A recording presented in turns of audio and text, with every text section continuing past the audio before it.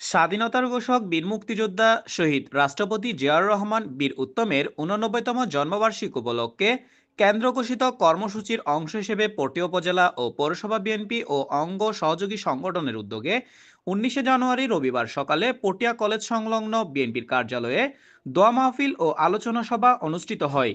পটিয়া উপজেলা বিএনপির সদস্য সচিব মোহাম্মদ কোরশেদ আলমের সভাপতিত্বে ও পটিয়া পৌরসভা বিএনপির সদস্য সচিব গাজী আবু তাহেরের সঞ্চালনায় প্রধান অতিথি হিসেবে উপস্থিত ছিলেন চট্টগ্রাম দক্ষিণ জেলা বিএনপির সাবেক সিনিয়র যুগ্ম আহ্বায়ক ও পটিয়া উপজেলা বিএনপির আহ্বায়ক আলহাজ এনামুল হক এনাম।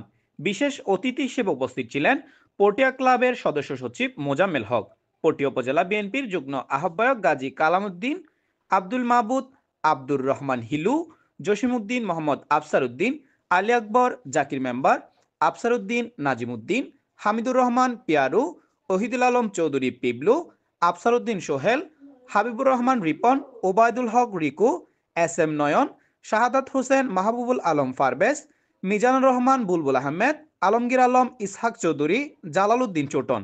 আলোচনা ও দোয়া মাহফিলে পটিয়া উপজেলা পৌরসভার BNP, union BNP, ward BNP, Jubodal ও স্বেচ্ছাসেবক দল, শ্রমিক দল এবং ছাত্রদল সহ বিএনপির বিপুল সংখ্যক নেতাকর্মী এতে উপস্থিত ছিলেন।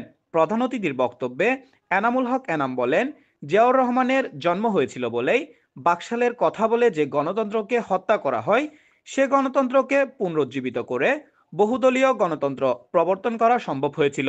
বাংলাদেশের প্রতিটি সাংবিধানিক, রাষ্ট্রীয় ও গণতান্ত্রিক সংকটে কেবলমাত্র শহীদ জিয়া, বেগম খালেদা জিয়া ও তারেক রহমানের ভূমিকা এদেশের মানুষ দেখেছে। এছাড়া আরো বলেন, আমাদের বুঝতে হবে, আমাদের বোঝাতে হবে শহীদ প্রেসিডেন্ট জিয়াউর রহমানকে, এবং শহীদ প্রেসিডেন্ট জিয়াউর রহমান মানুষের হৃদয়ে এখনো কেন আছে।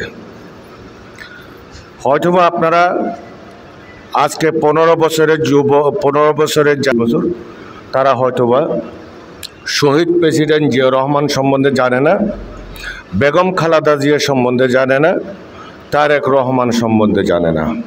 না জানার পিছনে কারণ আমাদের যে অতীতে পেচিস্ট হাসিনা সরকার আমাদেরকে কোনো আলোচনা সভা করতে দিত না, কোনো জিয়াউর রহমানের নাম নিতে দিত না।